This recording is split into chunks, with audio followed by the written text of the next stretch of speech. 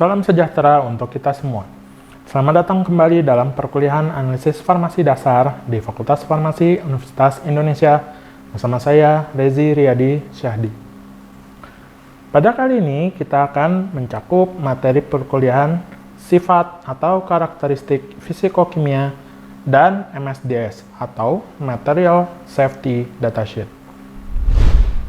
Seperti yang kita ketahui, setiap senyawa ataupun unsur kimia memiliki karakteristik tertentu. Beberapa karakteristik menjadi perhatian yang sangat penting apabila kita melakukan analisis. Karakteristik utama dalam melakukan analisis farmasi, kita ketahui namanya sifat fisikokimia atau physicochemical properties. Apa yang disebut dengan sifat fisikokimia? Sifat fisikokimia adalah sifat intrinsik kimia dan fisika yang melekat pada suatu substansi kimia. Contohnya, sifat organoleptis atau yang berhubungan dengan hal yang bisa diobservasi. Contohnya bentuk, warna, rasa, dan bau. Kemudian, contoh sifat lain adalah titik didih ataupun titik lelehnya. Sifat lainnya contohnya densitas, volatilitas, kelarutan, sifat keterbakaran, dan lain sebagainya. Sifat fisika bisa kita definisikan sebagai karakteristik suatu senyawa yang dapat diobservasi secara langsung ataupun diukur langsung tanpa adanya perubahan komposisi ataupun perubahan substansi dari senyawa tersebut. Contohnya, densitas, titik didih, kelarutan, dan lain sebagainya. Sedangkan sifat kimia kita definisikan sebagai karakteristik dari suatu senyawa untuk membentuk atau bereaksi menjadi suatu senyawa yang baru. Contohnya, sifat keterbakarannya, sifat korosifnya, derajat keasamannya, dan sebagainya. Pada suatu kondisi yang sama, suatu senyawa dengan komposisi yang sama akan memiliki sifat fisikokimia yang sama. Contohnya garam dapur yang didapat dari pasar tentunya pasti akan sama harusnya dengan garam dapur dari supermarket karena senyawa tersebut sama. Kita bisa mengetahui sifat kimia yang kita bisa cari dari database yang banyak ada di internet ataupun di katalog. Contohnya katalog Aldrich atau Sigma atau Fluka atau berbagai perusahaan kimia lainnya. Kemudian database di internet seperti ChemExpert atau yang biasa banyak digunakan PubChem ataupun Beilstein Handbook of Organic Chemistry sebagai buku pegangan, atau bisa juga dari CRC Handbook of Chemistry and Physics. Ini membantu kita untuk bisa mencari ataupun mengetahui sifat fisikokimia dari senyawa yang kita ingin ketahui.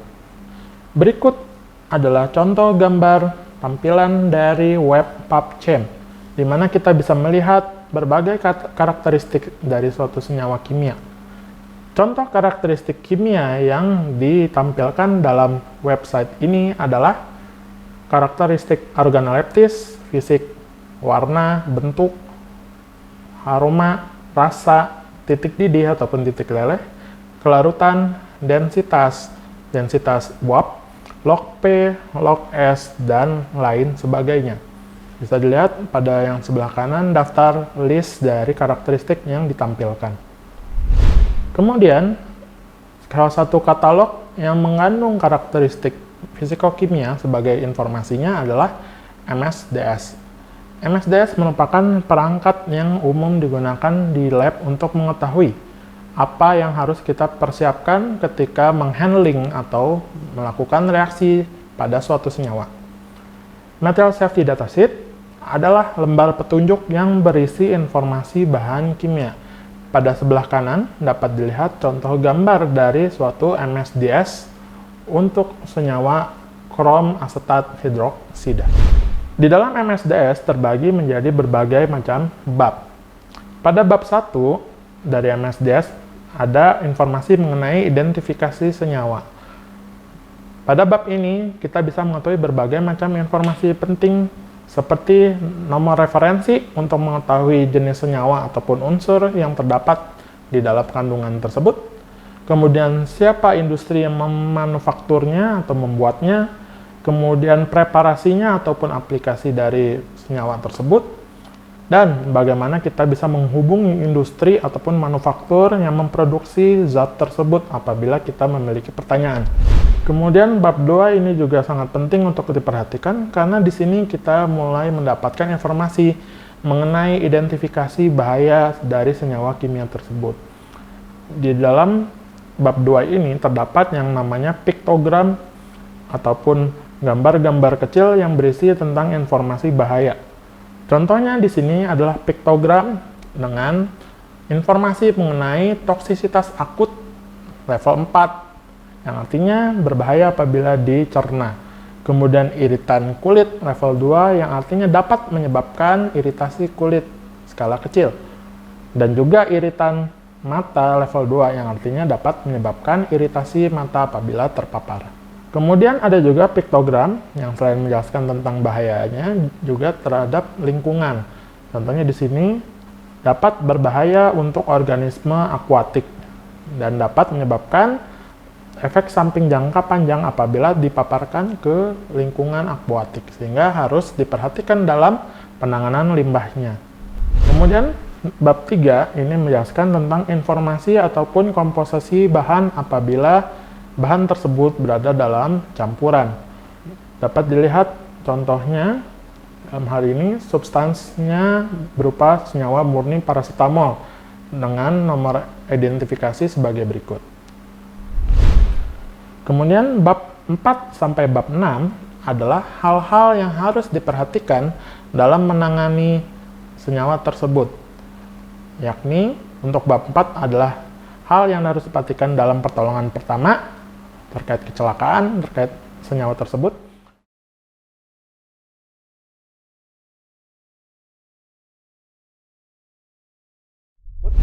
Bab 5 terkait kebakaran, apakah boleh diberikan air, apakah harus dengan karbon dioksida ataupun hal lain yang sebagainya. Dan bab 6 adalah hal-hal yang harus diperhatikan apabila zat tersebut tumpah ataupun keluar secara tidak sengaja dari wadah yang menampungnya.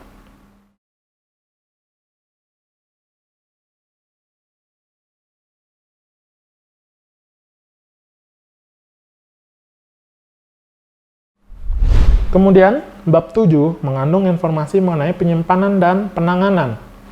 Apakah kita harus menyimpannya di dalam suasana kering, dalam suasana dingin, atau harus terlindungi dari matahari? Semua informasi tersebut terkandung dalam bab ini.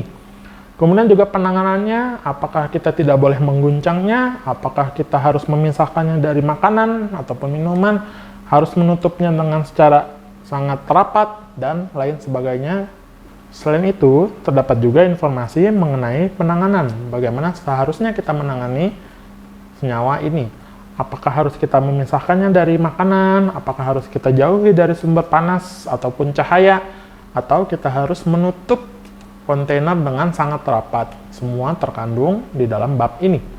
Kemudian, bab 8, ini adalah bagaimana caranya kita menangani paparan dan juga bagaimana melindungi diri kita ketika berurusan dengan zat tersebut.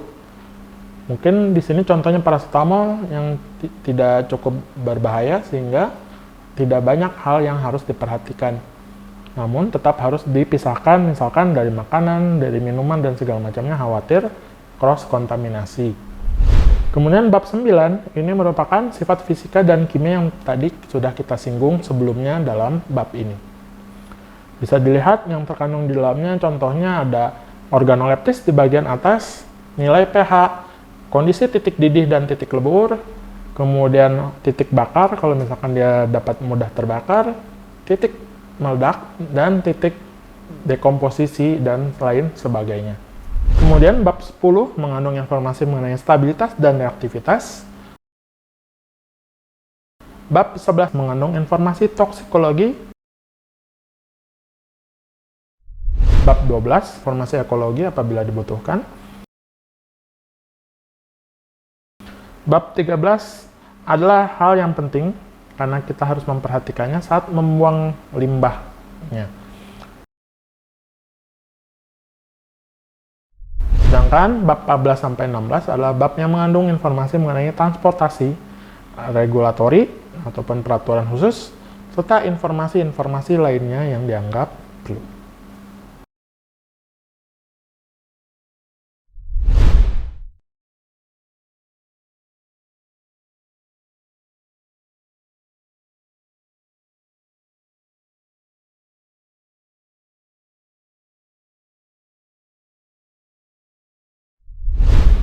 Demikianlah perkuliahan kali ini.